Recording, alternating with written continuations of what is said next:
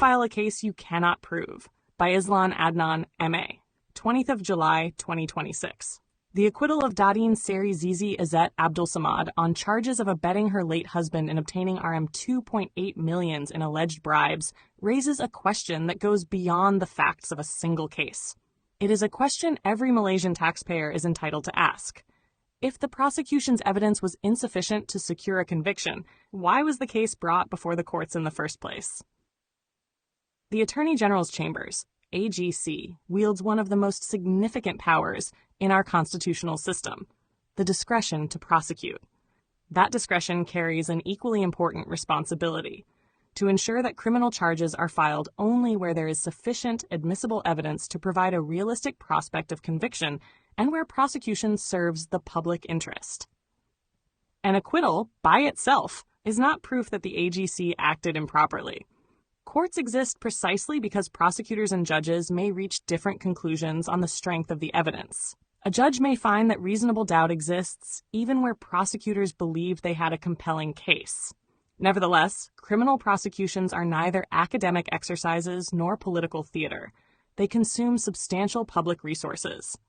Police investigations, forensic analysis, legal officers, prosecutors, court staff, judges, interpreters, and administrative personnel are all funded by the taxpayer. Defendants also incur considerable financial, emotional, and reputational costs in defending themselves over what are often years of litigation. This inevitably raises an issue of public accountability. If prosecutors genuinely believed the evidence met the legal threshold, then the acquittal represents a legitimate outcome of the judicial process. Justice is not measured by conviction rates, but by the fair application of the law. The criminal standard of proof beyond reasonable doubt is intentionally demanding because the consequences of wrongful conviction are severe. However, if the evidence was fundamentally weak from the outset, then legitimate questions arise regarding prosecutorial judgment. Were investigators unable to gather sufficient evidence before charges were filed? Were key witnesses unreliable? Were there avoidable evidential gaps? Or was there an overly optimistic assessment of the likelihood of conviction?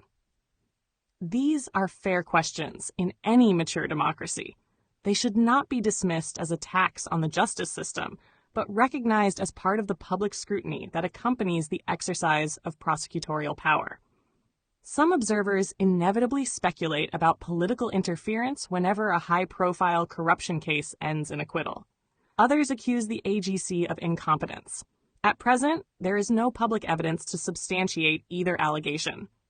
To conclude that prosecutors deliberately threw a case would require compelling evidence of improper conduct.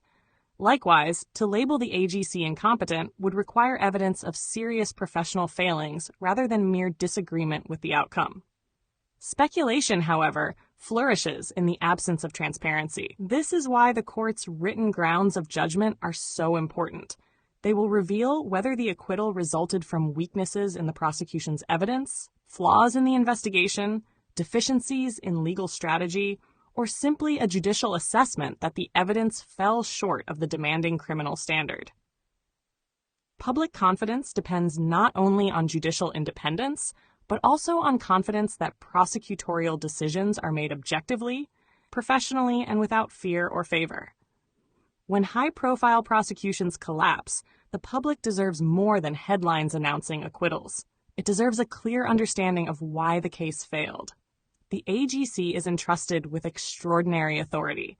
With that authority comes an equally extraordinary duty to exercise prosecutorial discretion carefully, consistently, and transparently.